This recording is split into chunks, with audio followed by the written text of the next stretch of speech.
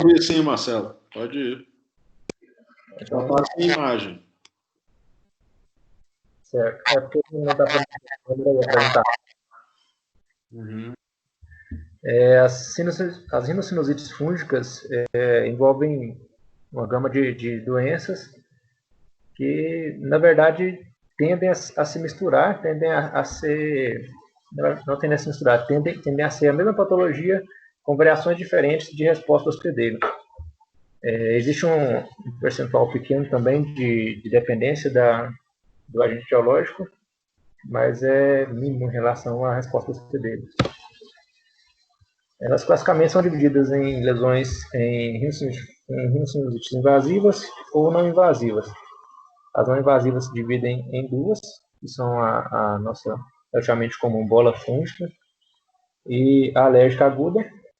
E a rinocinite invasiva envolve a invasiva aguda, a invasiva crônica e a invasiva crônica granulomatosa, que alguns autores questionam a real existência dela. Acabam enquadrando ela junto à invasiva crônica.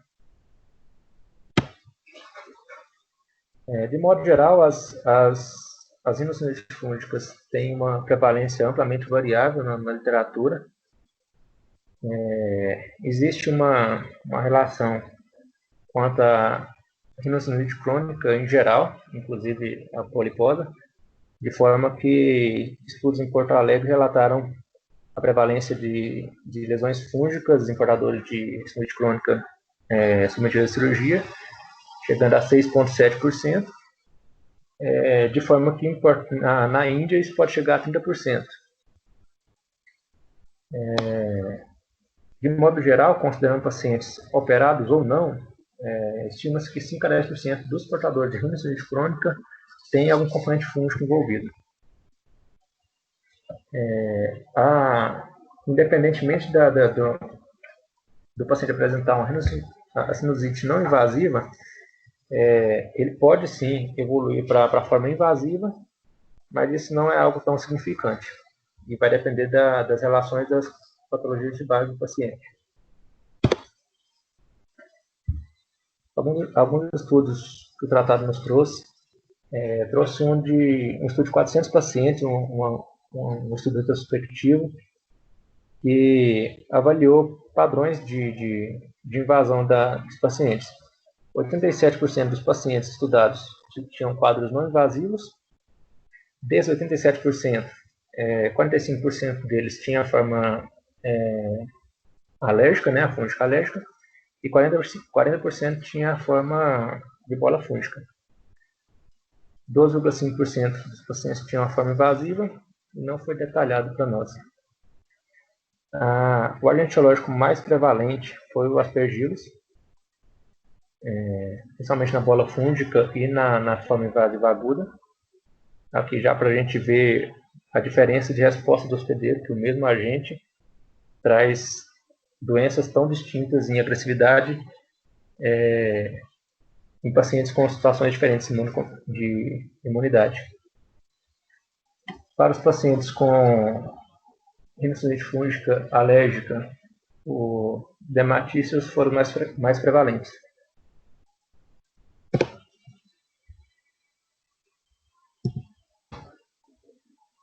A microscopia óptica é um recurso que nos auxilia no diagnóstico das condições, principalmente quando a gente consegue, já no pós-operatório, né, levar a peça para a cirurgia, e consegue encontrar hifas e ou leveduras. Nenhuma das duas é tão boa para a identificação fúngica, no que diz respeito às espécies em si, mas é capaz de concluir que se tratava de lesão fúngica. O diagnóstico etiológico é um grande problema no quadro das sinusites fúngicas, porque a identificação específica depende das formas mais estáveis do fungo, que são os esporos.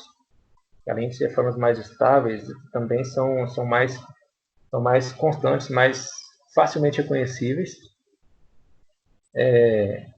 As estruturas atípicas, quando os fungos estão em formas de hifas ou leveduras, por mais que tenham descrições muito bem detalhadas quanto à ramificação das hifas, Algumas têm estrutura atípica e não é possível concluir o diagnóstico etiológico.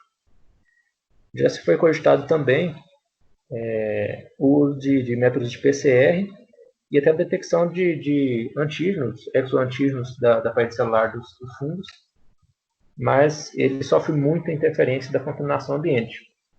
Como é algo que envolve reação, não envolve crescimento, né? O tratado chega a citar que os fungos são onipresentes, estão em qualquer região, em toda a superfície, em todo o ar, então acaba contaminando a amostra e não sendo fidedigno. A cultura, que é um dos meios mais acessíveis que a gente tem para poder fazer diagnóstico, falha bastante, né? Não só em ter uma baixa sensibilidade, como também não ter uma sensibilidade estável. A gente vê que ela oscila de 30% a 90%. O diagnóstico radiológico, a gente pode lançar a mão da tomografia ou da ressonância, e cada um deles tem seu papel. A tomografia é o exame recomendado, inicialmente sem contraste, até porque a maior parte das lesões não capta contraste, né? Como a maior parte são lesões não invasivas. Os achados iniciais envolvem inflamação da mucosa, inflamação crônica e inespecífica. Em casos mais invasivos, a gente pode encontrar erosões ósseas, invasão de tecidos adjacentes, principalmente órbita e fossa craniana anterior. Em um estudo radiológico retrospectivo, foram usadas tomografias pré-operatórias de pacientes que foram submetidos à cirurgia, para avaliar quanto à questão da calcificação dos conteúdos intracinusais. 39 pacientes com sinusite fúngica, dos 39 pacientes que tinham sinusite fúngica, 51% deles tinham calcificação intracinusal. E dos 471 pacientes que tinham apenas sinusite crônica, 3% tinham calcificação. Então, por esse lado, a calcificação nos auxilia no diagnóstico presuntivo da sinusite fúngica. Ainda foi avaliada a questão do padrão de apresentação da calcificação. A calcificação central foi encontrada em 95% dos pacientes que tinham a sinusite fúngica, daqueles 39 pacientes. E a calcificação de padrão periférico foi encontrada em 81% dos pacientes que não tinham evidência fúngica. A ressonância magnética ela fica reservada às formas mais invasivas, quando o paciente já evolui com suspeita de complicação. Por avaliar melhor partes moles, ela consegue diagnosticar lesões parasinusais, né? Região de órbita, fossa craniana ou pele mesmo. Vamos começar pelas entidades, partindo da bola fúngica, que é uma infecção não invasiva. A bola fúngica tem outras denominações não usuais, já foram mais usadas no passado, que são micetoma e aspergiloma, que acabaram caindo em desuso porque a forma de descrever a lesão faz menção a lesões invasivas e a bola fúngica não é uma doença invasiva. Ela consiste no emaranhado de hifas, muco, produto proteico secretivo, né? Sem invasão da região da submucosa. Assim, na própria cirurgia a gente pode ver que tem uma inflamação mucosa e por não ser uma doença invasiva, a relação fungo-hospedeiro é uma relação de safrofitismo. Geralmente acomete um seio, não mais que isso, e não tem relação com imunodepressão. Geralmente são pacientes imunocompetentes e não atópicos, não alérgicos.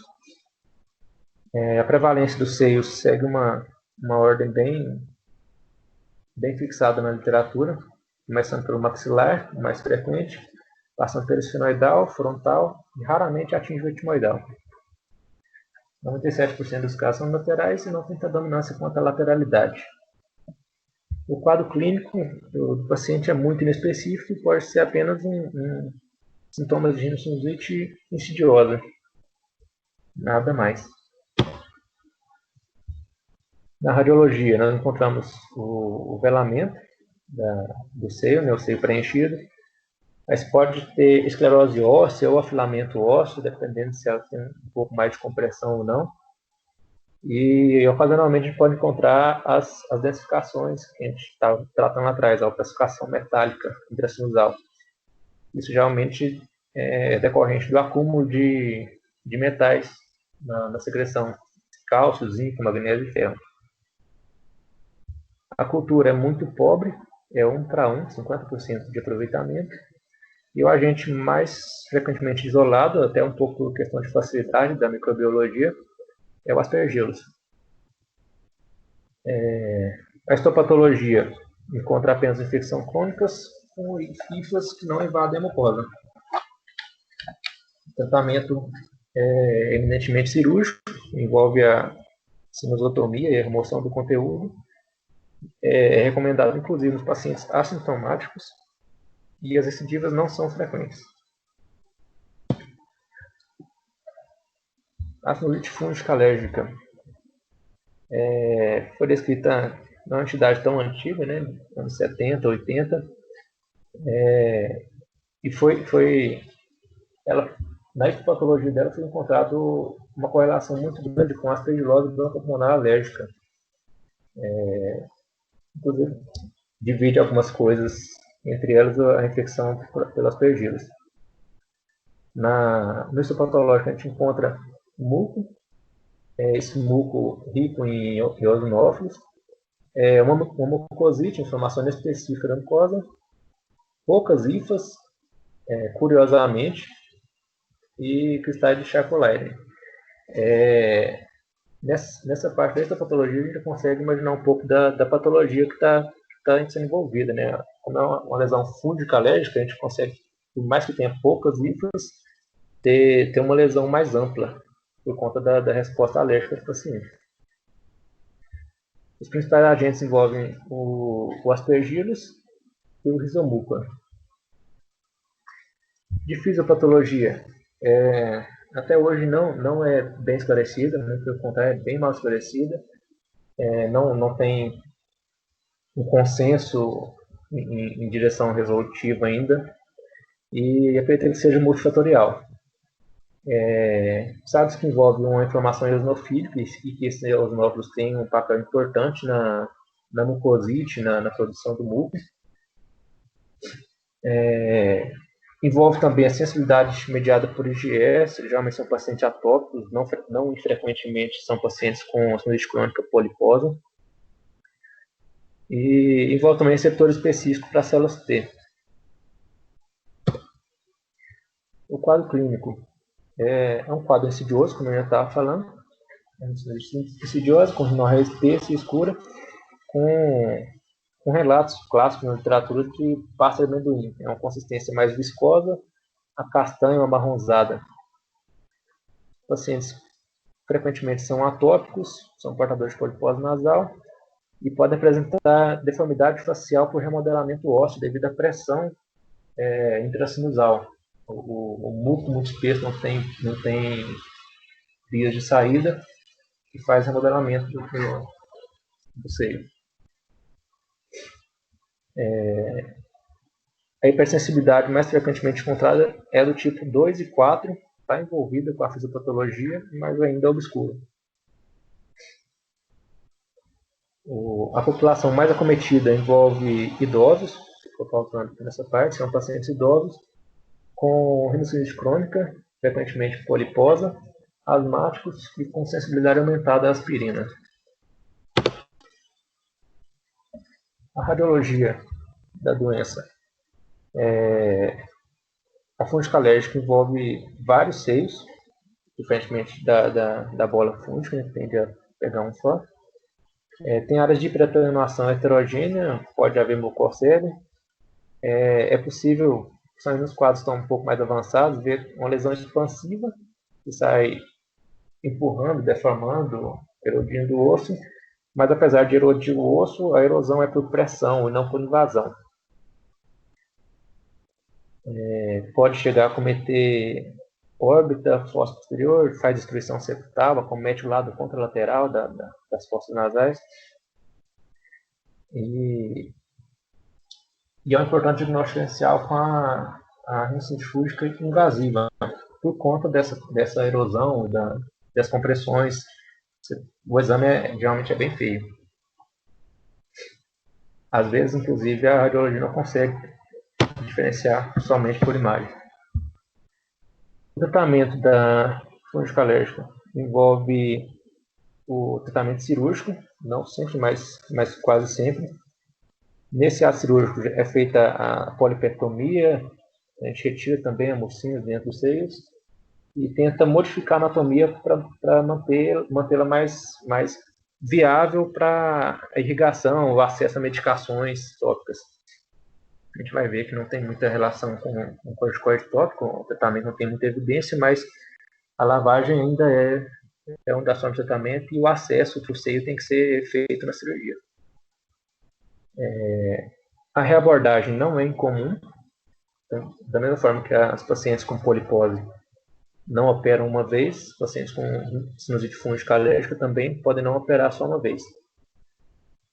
A corticoterapia sistêmica, na dose de 0,4 a 1 mg por dia, por tempo indeterminado, a depender de cada paciente, isso é individualizado. A corticoterapia sistêmica melhora o aspecto da mucosa, melhora os sintomas nasais, mas não parece ter muita interferência na evolução da doença, em questão de reoperações. A corticoterapia tópica tem pouca evidência, porque talvez não puramente pela evidência, mas pela dificuldade de se levantar esse tipo de dado. Então, o que se faz é extrapolar os dados do corticoide tópico na sinusite crônica poliposa. Então, ainda assim, ele acaba sendo usado. Daí a importância de manter um bom acesso para o seio, para o acesso da medicação. O itraconazol sistêmico, na dose de 200 a 400 mg dia, isso dividido em 2 vezes, né? 2 comprimidos de 100 ou 2 de 200, por tempo individualizado também, melhora o aspecto da mucosa nasal, na videoendoscopia nasal, tende a reduzir a corticoterapia sistêmica pela melhora, né, do aspecto nas reavaliações pós-operatórias. E os antifúngicos tópicos não têm a menor evidência e não são recomendados. Tem uma possibilidade, imagino eu que pouco usual, coisa que a gente não ouve dizer, mas a imunoterapia subcutânea parece ter bons resultados a curto prazo, questão de 3 a 5 anos, mas ainda não se conhece o efeito dela a longo prazo.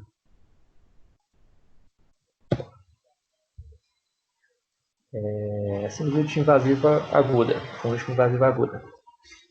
A forma invasiva aguda, das 3 formas invasivas, é a mais prevalente. Ela é potencialmente fatal, mortalidade em geral pode chegar até 80%, e quando tem acometimento de fossa craniana anterior, principalmente anterior, né, que é a mais acometida, a mortalidade pode chegar a 100%.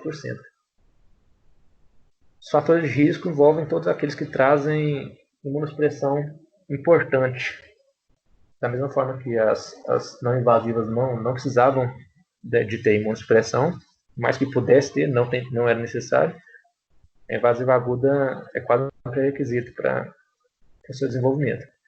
As hematológicas são as principais, mas também envolve diabetes compensado, que para os casos diabéticos, os zigomicetos, inclusive envolve a mucormicose, é um dos principais. A corticoterapia crônica, apesar de menos importante, também é um fator de risco para a invasiva aguda, e a quimioterapia. Quadro clínico. O paciente tem sintomas de rinocinusite, que evolui com sinais de alarme. Tem um paciente que tem obstrução nasal, tem cacornia, descargas nasais, e ele evolui desfavoravelmente. Os sinais de alarme mais importantes para a gente é edema facial, porque ele erode tecidos adjacentes, né? Então vem para a face, vai para a órbita. Dormência facial, porque pode atingir ramos do trigêmeo.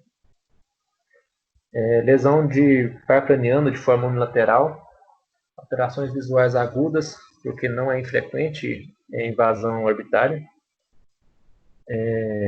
Os déficits neurológicos focais, como a gente falou. Crises convulsivas e alterações no sensório. E a crise convulsiva e alteração no sensório está associada ao aumento da mortalidade, porque está envolvida com a invasão intracraniana que eleva a mortalidade até 100%. O edema facial é a apresentação mais comum, segundo alguns estudos, né? A apresentação mais comum da forma invasiva. A febre pode chegar a 62%, mas como é uma doença que envolve pacientes com doenças hematológicas, nem sempre a febre é presente, não se deve esperar por ela. A congestão nasal está presente em cerca de 50% dos pacientes. A endoscopia nasal desses pacientes é um exame fundamental para o diagnóstico, principalmente nesses casos, né? Para a bola fúngica é um pouco menos importante, para para fúngica alérgica também tem uma importância maior para a bola fúngica, mas para a invasiva aguda o papel dela é vital, até porque algumas formas de neoplasia não podem ser descartadas frente a alguns tipos de sinusite fúngica. Todo mundo comprometido que tenha febre de origem desconhecida por mais de 48 horas após o início do antibiótico, ou imuno comprometido com febre e sintomas nasais, tem que fazer uma endoscopia nasal para afastar lesões fúngicas. As alterações encontradas são diversas, né? Porque a mais frequente são alterações mucosas, não porque é uma doença invasiva, tem que estar muito feia a endoscopia, pode ter só alteração mucosa. Essa alteração envolve coloração, acinzentada, esverdeada, branca, enegrecida, aspecto necrótico. Úlceras e granulações também podem ser presentes. A granulação, vamos abordar um pouco mais para frente, na forma granulomatosa, que alguns autores cogitam que não existe. Né? É muito importante sempre biopsiar alterações mucosas para auxiliar no diagnóstico. Na radiologia, a tomografia, inicialmente sem contraste, né? Ela apresenta um espessamento lateral importante, especialmente de tecidos e de mucosa. É um achado mais consistente. Tem uma predileção pelo envolvimento dos seios etimoidal e esfenoidal, é característico da forma invasiva aguda. Mas pode haver, apesar de ser uma doença invasiva, pode haver extensão para outros seios ou outras cavidades sem que haja a erosão óssea. Isso porque a disseminação muitas vezes é via hematogênica, é feita pelos vasos mesmo. A disseminação orbital com erosão da lâmpada papirácea ou dos vasos timoidais. A inflamação e infiltração da gordura retroantral é um achado inicial e dito como um achado sutil. Pode ser presente como achado único, nada mais na tomografia. E isso. A invasão intracraniana é um sinal mais específico, mais tardio, mas que já não ajuda muito na assistência do paciente. Curiosamente, até 12% das tomografias da forma invasiva podem vir normais. A ressonância praticamente sempre vai ser feita contrastada, porque aumenta a sensibilidade e precisidade do teste. Ela deve ser feita em pacientes com suspeita de comprometimento intracraniano ou comprometimento orbitário, que são os principais da forma invasiva aguda. Sempre deve estar associada a TC, não só porque ela é superior, ela tem que ser feita sozinha, porque para avaliação óssea ela é precária. A ausência de difusão pelo gadolínio na fase pós-contraste é um achado muito importante, já foi descrito, não me lembro quantos anos atrás agora, mas é uma descrição não muito antiga, chamada de Black Tubinate Sign, é o sinal da concha negra. Quando é feita a infusão do contraste, os tecidos inflamados todos vão captar, então vai fazer aquela captação mucosa toda e de todos todas as regiões que foram acometidas, as extrasinusais, mas as regiões que estão necróticas não vão escorar. Então, como o sítio mais comum de acometimento da forma invasiva aguda é a concha média, a ressonância pós-contraste não consegue ver a concha média corar, porque ela está toda necrótica. Aspergilose. O diagnóstico da aspergilose tem algumas peculiaridades na forma invasiva aguda, que a gente tem que lembrar que ela é um dos principais agentes da forma invasiva aguda. Nós temos um exame laboratorial para diagnóstico da aspergilose, a galactomanana. É um antígeno de parede celular do fungo aspergillus, e quando em dosagem sérica for maior que 0,5 é considerado positivo para aspergillus. Mas não sempre, porque ele pode dar falso positivo se o paciente está em uso de antibiótico de longa data, principalmente os beta-lactanos. E pode também ter reação cruzada com outros paredes celulares, que não é uma molécula exclusiva da aspergillus. É uma sensibilidade boa, a gente se atentando para os falsos positivos, ele tem uma sensibilidade boa, de 71%, especificidade de 89%. É um bom recurso para se lançar a mão. A histopatologia dos achados, principalmente dos achados cirúrgicos, né? Ela é capaz de definir a doença invasiva ou não. Isso a TC nem sempre consegue fazer, às vezes sugere, né? A gente consegue encontrar as hifas na região submucosa, independente de ter invasão angiocêntrica ou não, por mais que a invasão angiocêntrica seja característica da forma invasiva aguda. Pode ter também a necrose tecidual, com poucas células inflamatórias, por já ter um tecido mais sofrível. O tratamento envolve a correção de distúrbios metabólicos e imunológicos. Isso é o principal pilar do tratamento da forma invasiva aguda. Sem ele, independente de cirurgia ou tratamento medicamentoso, o paciente não responde tão bem. O antifúngico venoso é preconizado de semanas a meses. O tempo é individualizado e a escolha também é individualizada, mas geralmente se opta pela anfotericina B ou pelo voriconazol, mas não há consenso. O debridamento cirúrgico amplo deve ser feito, e nesse caso, debridamento cirúrgico amplo, radical, muitas vezes é uma cirurgia mutilante, porque é feito até obter margens sangrantes da lesão. Então, não é incomum fazer exanteração de órbita, fazer cirurgias bem mutilantes por conta da forma invasiva crônica, invasiva aguda, desculpa. No pós-operatório, uma revisão mais imediata, uma revisão cirúrgica deve ser sempre planejada, principalmente se houver suspeita de ter permanecido doença residual, mas é sempre aconselhado fazer a revisão cirúrgica, de 2 a 3 dias. O acompanhamento. Aqui a gente volta a falar da importância da endoscopia nasal. Ela é fundamental no acompanhamento pós-operatório e deve ser feito semanalmente até que o paciente recupere a condição imunológica ou das outras comorbidades que ele tem, que tem interferido na evolução da doença. E depois passa a ser mensalmente por 6 meses.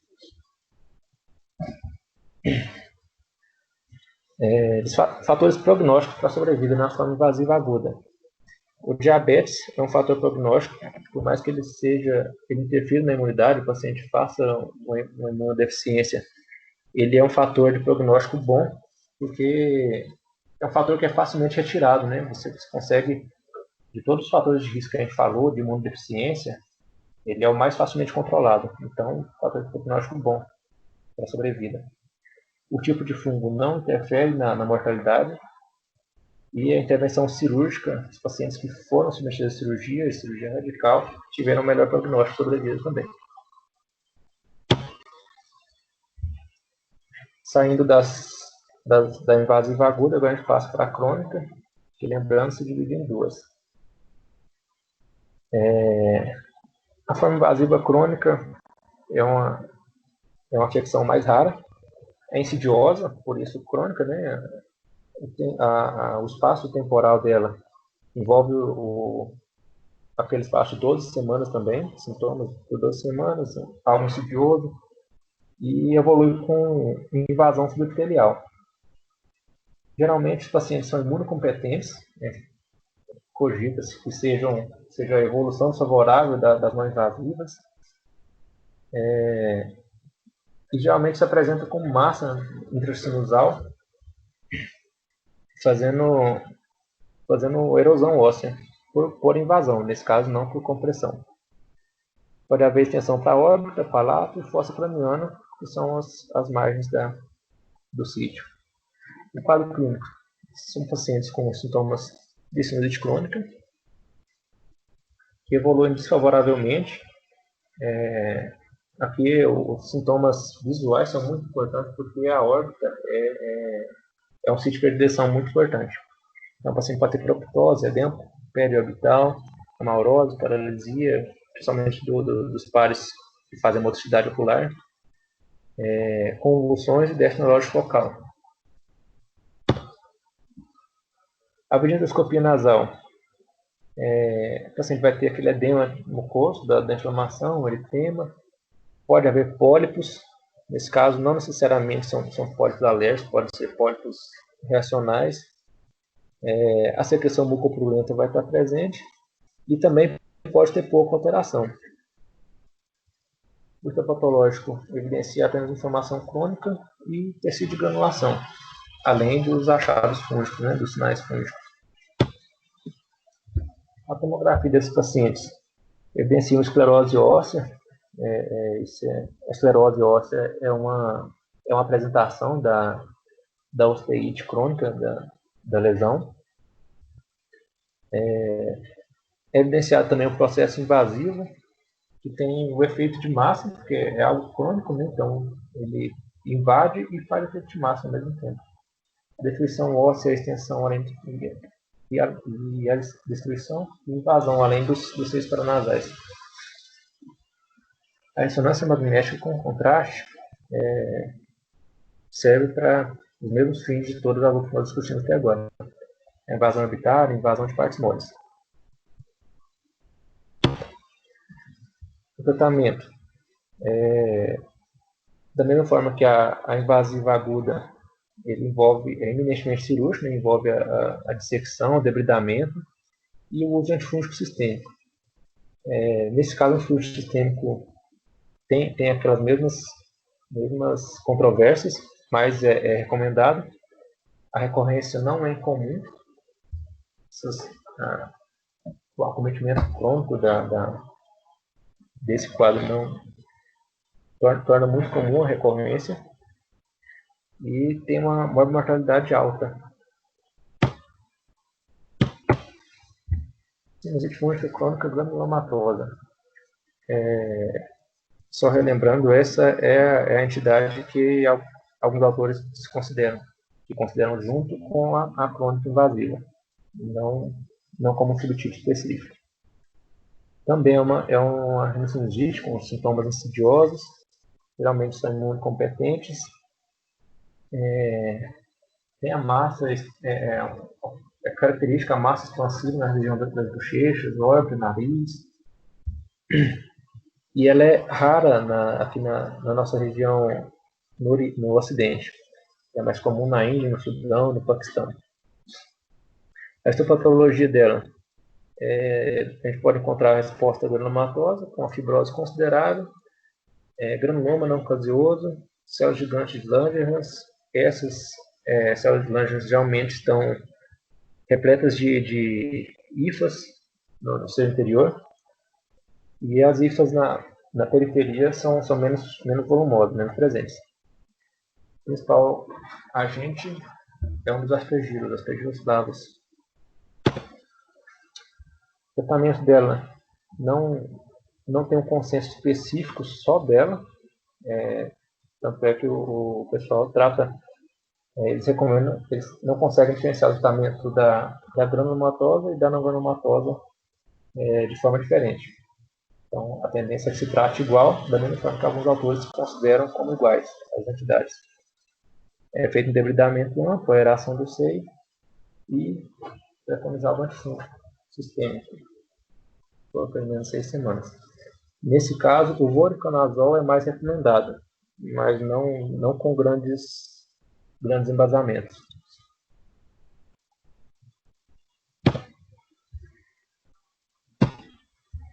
Algum comentário?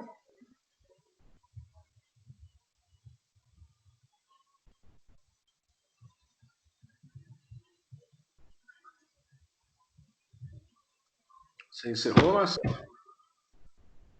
Da parte do tratado, sim, doutor. Ó, da aula no geral, se a gente for ver, o conteúdo está muito bom. Eu até mandei para você um artigo aí agora, só para você ver a quantidade de imagem que existe sobre isso daí. Eu peguei um artigo só. Eu senti um pouco de falta de imagens, né, da toma e ressonância, né? Sim, sim. O tratado nosso é um pouco pobre em imagem, eu acabei trazendo um artigo sobre radiologia também. Não, tudo bem, você pode colocar, mas durante a aula acho que é interessante a gente explorar isso, até porque enriquece, né, e facilita, né, a fixação do conceito, né? Quando você vai Sim, com olhar, certeza. entendeu? Sim. Tranquilo, tranquilo. Na verdade, é um tema que tem pouco, é um pouco pobre a pesquisa de artigo desse tema, né? Então, o artigo que eu achei melhor é um que traz correlação cirúrgica e radiológica, mas se eu trouxer essas imagens no meio do texto, eu não ia ter o que falar do artigo no final. Então, mas você viu o artigo aí que eu te mandei? A quantidade de imagem que tem nele? Não, não. Dá uma abrida aí, tá no teu WhatsApp, você vai ver. Então, assim, é sempre legal explorar. Toda vez que a gente for trabalhar com doenças, que a imagem seja importante no diagnóstico, acompanhamento, monitoramento, o que você quiser usar, né? Sempre buscar imagens para complementar o conteúdo teórico, né? Porque o conteúdo tá tudo certinho, você colocou todos os conceitos, tal, tudo bacaninha. Faltou o quê? Imagem. Você viu aí no artigo, tanto que tem? Sim, tem bastante aqui. Tem bastante coisa. Então era só pegar imagens, por exemplo, de um artigo como esse, casar com a aula que você montou, né? Ficaria mais rica. Sim. A aula foi boa. Mostra aí teu artigo, então, vamos ver. Bom, esse é um artigo publicado em 2017, uma revista de radiologia, e traz as correlações radiológicas e cirúrgicas das lesões Sua fúngicas. tela parou de ser compartilhada aqui pra gente. Certo? Deixa eu ver aqui. Então não sou só eu que estou sem imagem, não. Não, Porque toda vez eu tenho que sair e logar de novo para eu conseguir ver as imagens. Voltou aí? Por enquanto, não. Agora não. Para mim, pronto, não. voltou. Para quem votou? Agora sim. Voltou? Agora voltou. Canadian Então, Association of Radiologists Journal, é isso? isso. Então pronto. Agora estamos vendo, manda ver. Bom, o artigo se propõe basicamente a trazer correlações radiológicas e de endoscopia, né? Alterações cirúrgicas dos pacientes. Ele traz uma pequena revisão sobre as lesões e passar um pouco mais rápido sobre elas, que a gente acabou de falar, né? A fonte alérgica fúngica geralmente é bilateral, é multissinusal. Às vezes ela é unilateral com multissinusal junto, né? Ela começa só de um lado, mais de um 6 do mesmo lado. A mucina causa um aumento da atenuação na TC, sem contraste, aquele preenchimento que a gente está habituado a ver. Pode haver vários focos pontuais de alta atenuação e um padrão de serpentino, de difuso, de vidro fosco, principalmente padrões serpentinos de erosões ósseas. A perda óssea local é muito mais comum, né, nesse tipo, né, na fúngica alérgica, do que em outras formas de sinusite crônica. Então, desculpa, sinusite fúngica. Foi errado aqui. A alta atenuação da mucina causa um baixo sinal em T1 e, desculpa, era para ser um alto sinal em T1, porque é conteúdo proteico, e um baixo sinal em T2. Aqui, nesse caso, ele acabou não trazendo exame de ressonância, trouxe um exame um exame de tomografia contrastado. Aqui a gente vê um corte coronal em janela para osso. É um exame em fase pós-contraste, que ele queria evidenciar a captação da mucosa ao contraste e a falta de captação das lesões. A gente vê que já tem um alargamento aqui do antro e invasão de toda a fossa nasal. A gente consegue ver também que tem uma rarefação óssea. Aqui na endoscopia, no intraoperatório do paciente, aqui a gente vê a mucina alérgica.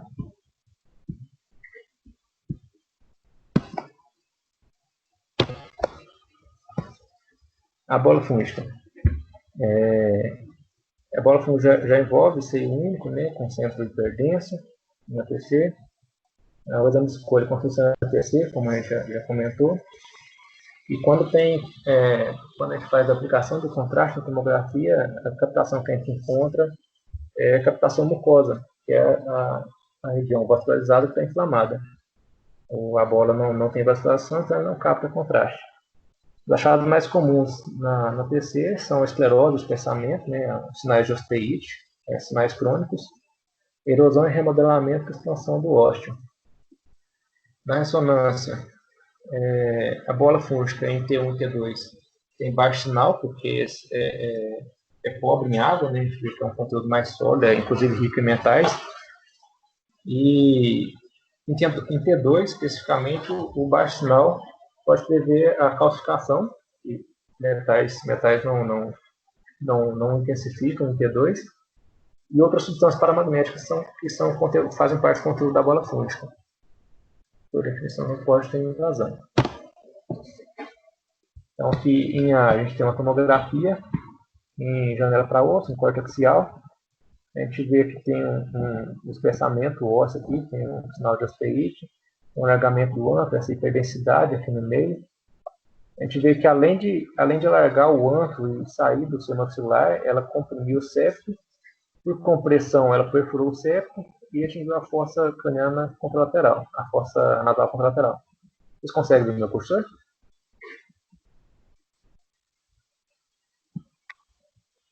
Não. Não? Não, estamos vendo sim. Tô vendo. Então, aqui a gente vê o espessamento da parede óssea. São sinais de osteite crônica. Aqui em B, a gente tem também um exame de tomografia, janela para osso no corte coronal. A gente vê aqui um pouquinho de espessamento ósseo também. E a destruição septal. Consegue ver as áreas hiperdensas, que a gente também conseguia ver aqui no axial. E a invasão já chegando para o seio maxilar contralateral. Invasão por compressão, né? Não por invasão propriamente dita. Aqui em C, a gente tem o exame de ressonância, ponderada T2, pesada T2. E isso aqui é o que o radiologista chama de armadilha. Armadilha da ressonância para esse tipo de lesão. Porque em T2, a lesão fica quase invisível. Então você olha e vai ver só essa pequena área de muco aqui, que é a área que tem mais proteína, e a própria lesão em si não tem água, não tem proteína suficiente, então ela não fica evidente. Então é uma armadilha para o caso, e daí é importante correlacionar com a tomografia. Aqui em D também é um exame de ressonância. Nesse caso ela é pesada T1. A gente consegue ver a lesão melhor do que em T2. Aqui na imagem a gente consegue ver novamente em T1, só que nessa fase pós-contraste. E o contraste acaba sendo captado pelas estruturas que estão hipervascularizadas. Envolve aqui a mucosa do seio e os tecidos adjacentes aqui, já na fossa nasal, na contralateral, no septo, consegue encontrar essas alterações. Aqui no ato no ato cirúrgico, a gente consegue ver a lesão ela saindo do seio maxilar, que está aqui na parede lateral, tocando aqui o septo, perfurando o septo e invadindo a outra fossa nasal.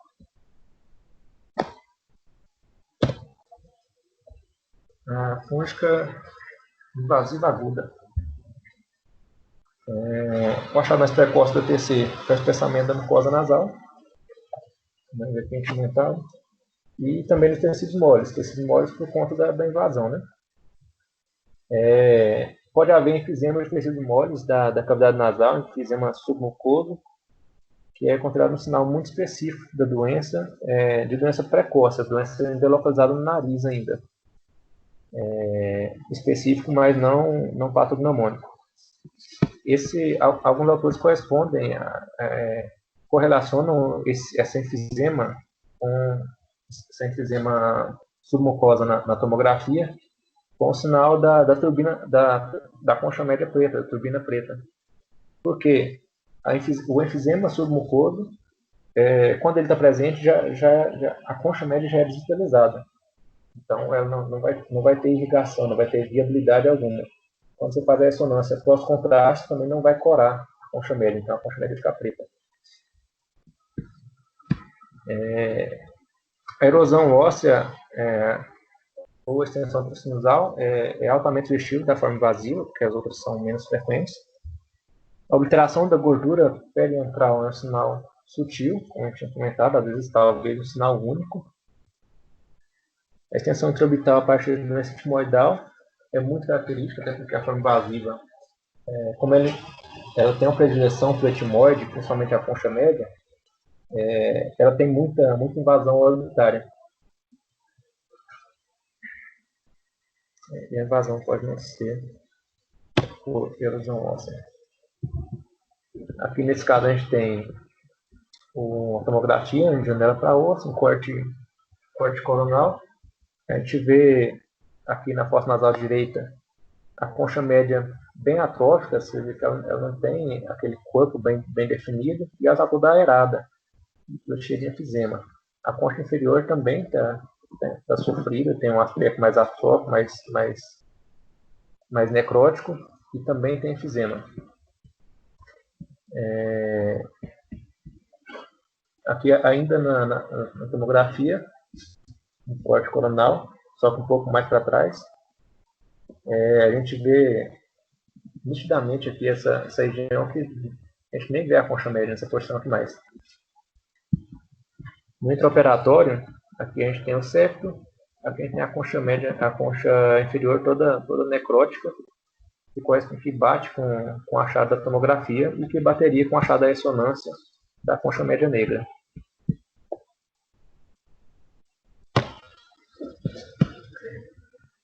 A forma crônica invasiva. Geralmente acomete seio único, ou quando tem mais de um seio, são seios adjacentes, e tem a predileção pelo cianoide e etimoide.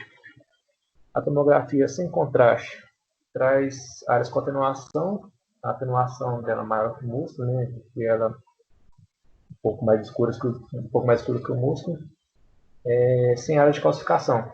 As calcificações remetem a quadros a bola frouxa, desculpa.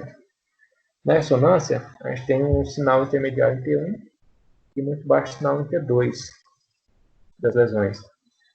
O exame contrastado tem uma captação ampla e homogênea dos tecidos moles, até porque eles estão invadidos, né, estão inflamados.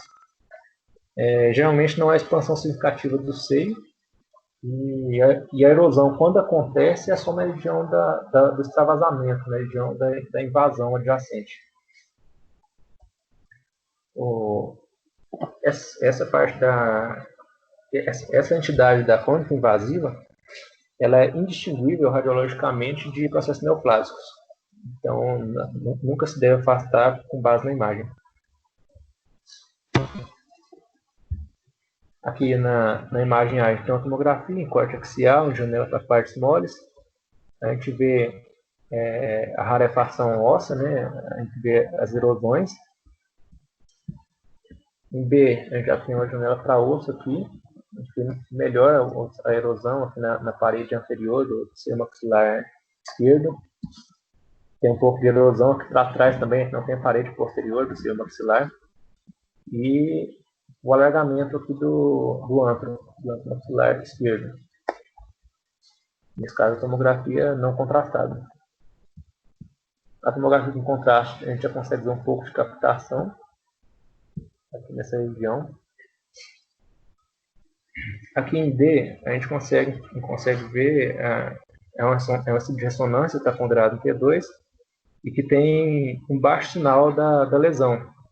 Então, a lesão não vai ficar tão acesa, né, no corte T2. Aqui em E é também pesada T2, só que pós-contraste.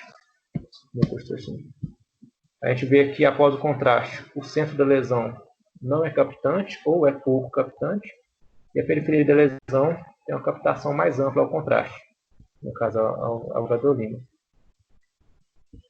E aqui em E a gente volta para a tomografia em janela óssea no corte coronal.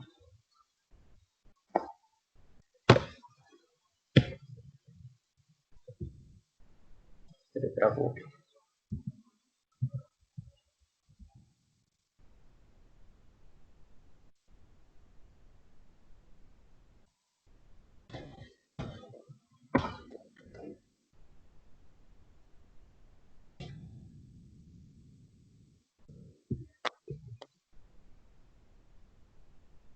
Isso.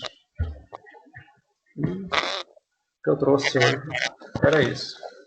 Não, beleza. O artigo compensou, mas assim, termina sendo mais interessante você casar com o texto. Tá? Assim, muito bom. Terminou, completou, né? As imagens que a gente achou que não ia ver apareceram, mas de qualquer maneira ficou melhor quando você casa com o texto da aula. Sim. Mas bom, o conteúdo foi ótimo. Ficou muito bom, tá? A intenção é trazer um artigo completado mais a aula, mas é um pouco pobre a literatura nessa parte. Os artigos não são tão bons. Achei mais interessante fazer as imagens.